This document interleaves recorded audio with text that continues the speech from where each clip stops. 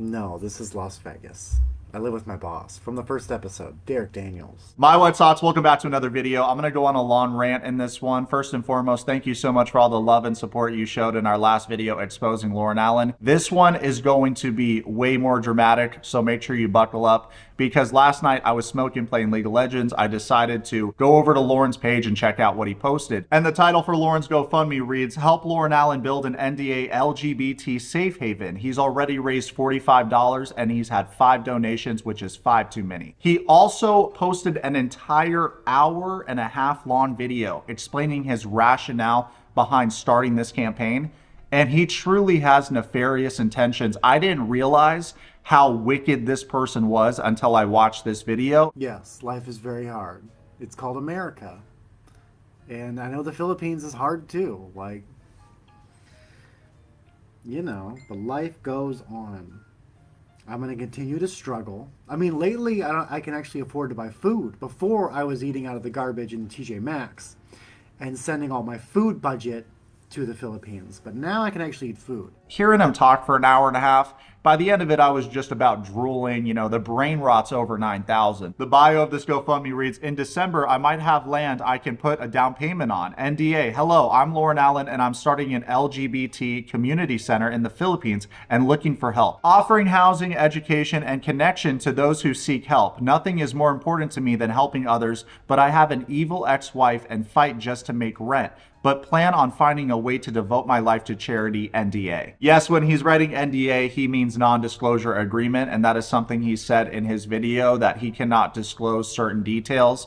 But what we do know is that it is his dream to move over there to the Philippines, open up a community center so that he can surround himself with ladyboys and prey on them. Before I came to the Philippines, I was hoping I could convince Faith to have a non-monogamous relationship. And for the 5 people that donated to this cause, you should be ashamed of yourself, because why would you give money, your hard-earned cash, to someone that is not only a bum, but wants to use your money for nefarious purposes? He wants to help people. If he wanted to help people, he'd be helping people now. If he could work these IT jobs that he claimed to be able to work on 90 Day Fiancé, he'd be doing so now. And it's so frustrating to watch, because there's a really basic principle that seems to go over a lot of people's heads, and that's that if someone's words and actions don't match, you should be very skeptical of their moral character and if they're going to actually do what they're claiming to do.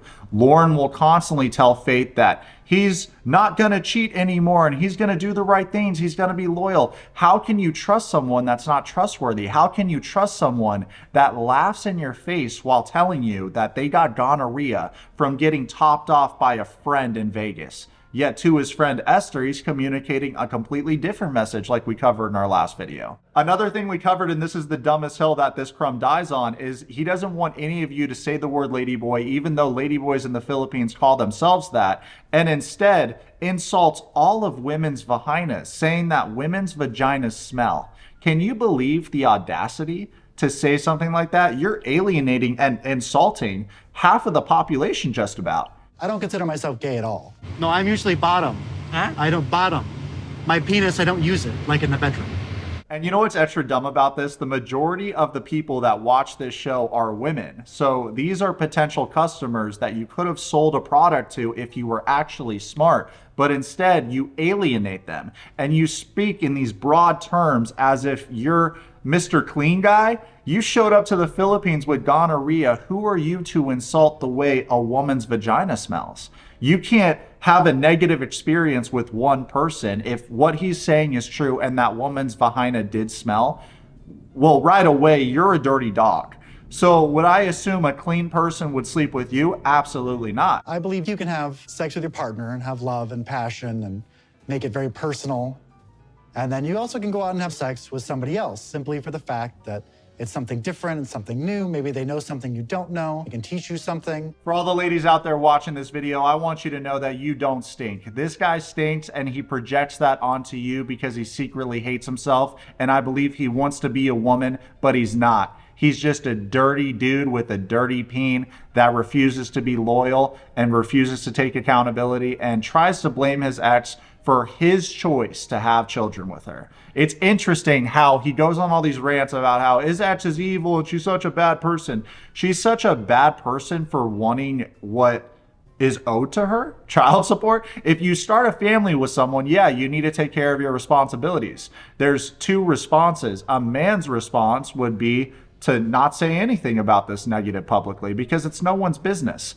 It would be to do the right thing, to pay your child support, work hard, and you can still build a beautiful life for yourself in this country. Whether it's Loren, whether it's Renee, it seems to be everyone else's fault for why their lives are so terrible. Embarrassing! So the following clips are from Loren's video explaining his plans to infect the good people of the Philippines. I'm going to play them uninterrupted, and then at the end I'll give my commentary. So thank you for your patience, and let me know what you think about this in the comments below after you see the clips. It's different, right? So in America, I work to pay child support. And then if I found a way to move to the Philippines, hopefully I wouldn't work for money anymore. I would work simply to better other people's lives. That's the point of the community center.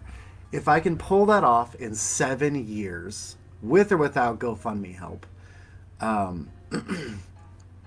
I can own a property, and hopefully when I own this property, I can get at least 10 micro homes for LGBT people.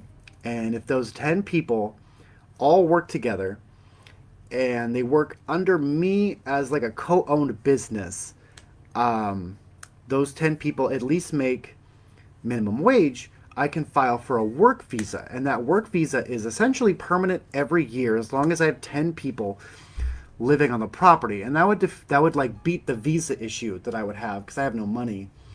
And so that's kind of like the plan.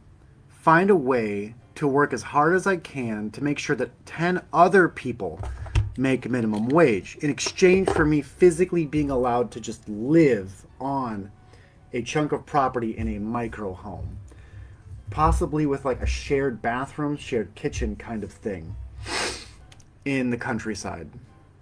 And if I can pull that off, it's like where it's at. But I mean, if I meet enough people, it's totally possible that we could like set up something that we do there, like costume making. And if I can start to learn some of that in the next 7 years that I've left to combat my ex-wife, I can do that. I could teach Filipinos how to make costumes and then ship them to America for like Philippines minimum wage, which is like not a lot of money per hour. And if I can just get 10 people to work for me doing at least one thing, you know, I'm golden. I can live there till I die. I just can never stop working, which isn't really what I want to do. I want to work forever. You know, I don't want to be lazy. But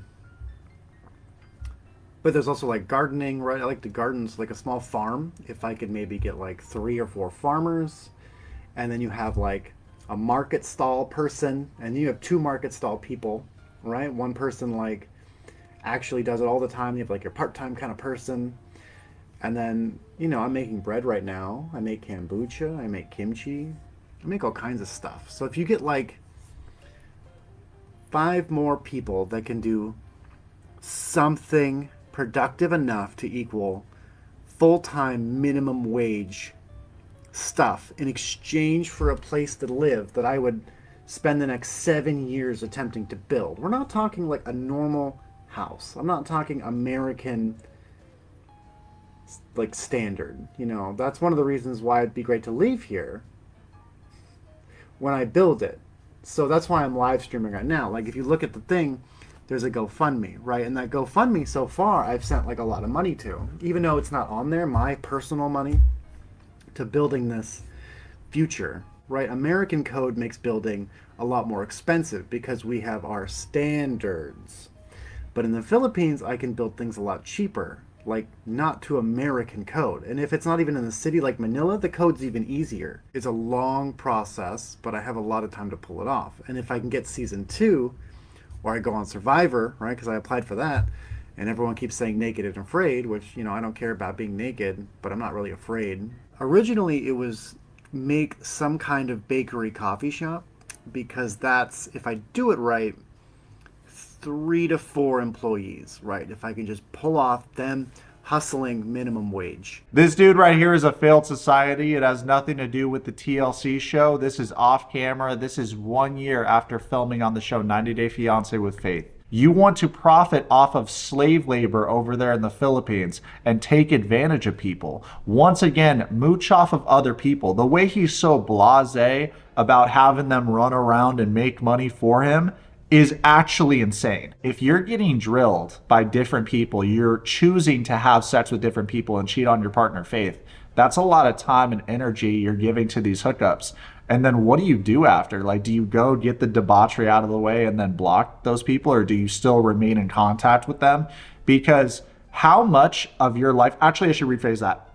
How different would your life look if you stopped giving time and energy to all these people? Because when you dedicate your life to one person and you remain faithful in a relationship, let's say in another dimension, you were faithful to Faith, all that time and energy that you give to these hookups could have been solely invested in improving your financial situation and actually retaining that money. This is why I say the way that Loren thinks is fundamentally wrong, because right away you had Faith, someone that chose to forgive you for lying and cheating on them, not to mention was willing to go back to back with you even though you were broke and homeless in America. You can't put a price on that. You're trying to get all this money from people, beg the fans for money so that you can carry out this 7-year plan of being a parasite in another country.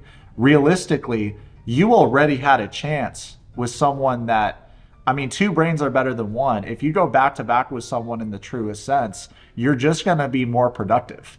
But the problem with Loren is that he's too busy chasing these superficial things in order to feel pleasure.